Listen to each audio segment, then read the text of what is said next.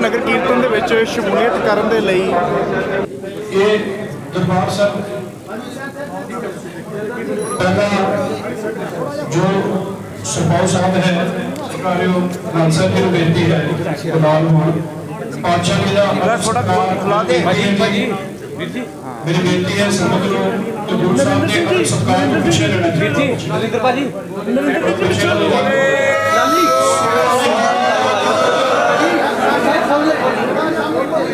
बेनती है कि दरबार साहब को भी जो सम्मान है श्री मनोज सिन्हा जी का वो भी सिंह साहब जी और श्रोमणी गुरुद्वारा प्रबंधक कमेटी की ऑब्जेक्टिव वाहेगुरु जी का खालसा वाहेगुरु जी की फतेह।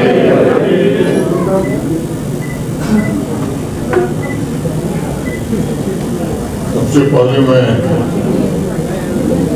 महंत जी का श्री गुरुद्वारा प्रबंधक कमेटी का और आयोजन से जुड़े सभी सम्मानित महानुभावों हृदय से आभार व्यक्त करना चाहता हूँ।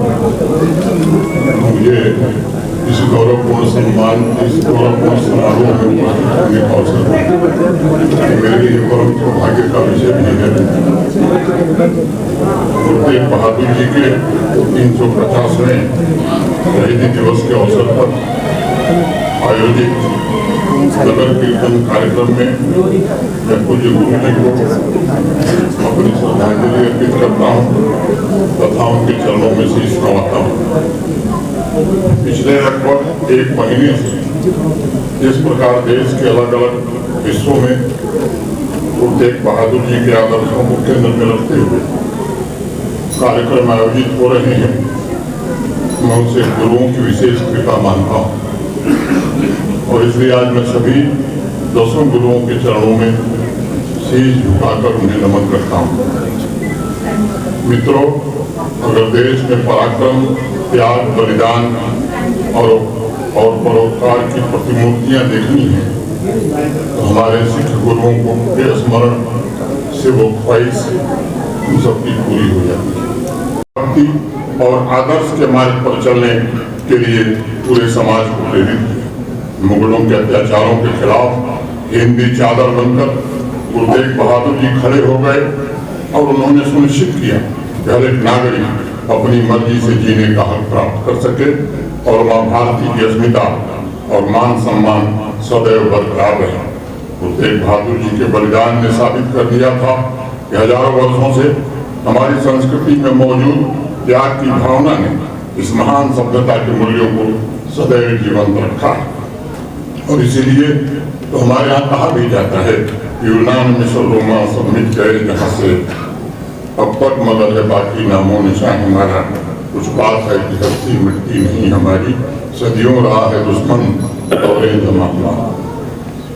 हमारे पूर्वजों, हमारे महान गुरुओं और रणबांकुरों की कुर्बानियों ने ये सुनिश्चित किया कि भारत की संस्कृति उसकी मर्यादा को आंच नहीं आने पाई। जहाँ विश्व की बड़ी बड़ी सभ्यताएं एक के बाद एक समाप्त होती चली गईं, वहीं भारत आज भी पूरी ताकत और गौरव के साथ खड़ा है और निरंतर विकास की दिशा में आगे बढ़ रहा है। औरंगजेब जैसे लुटेरों और आतताइयों, ब्रिटिश लुटेरों और शोषकों के सैकड़ों वर्षों के अत्याचार के बावजूद आज भारत फिर से दुनिया की सबसे बड़ी ताकत बनने की ओर तेज गति से आगे बढ़ रहा है। जिस इंग्लैंड ने भारत को लूट करके खोखला कर दिया था, उस इंग्लैंड को पीछे छोड़कर भारत दुनिया की 5वीं सबसे बड़ी आर्थिक ताकत बना था और अब जापान को पीछे छोड़कर हम दुनिया की 4थी सबसे बड़ी आर्थिक ताकत बन गए। मुझे विश्वास है गुरुओं के आशीर्वाद से ही हम 2047 में विकसित भारत के लक्ष्य को हासिल करके ही दम देंगे। मित्रों, गुरु नानक देव जी ने कहा भी है, इकद जीवों लख हो वही लखबीस, लख लख गेड़ा कहीं एक नाम जगदीश। यदि एक जीव से लाख जीव हो जाए और लाख से 20 लाख हो जाए तो मैं प्रत्येक जीव से लाख लाख बार एक जगदीश का ही नाम जपूंगा।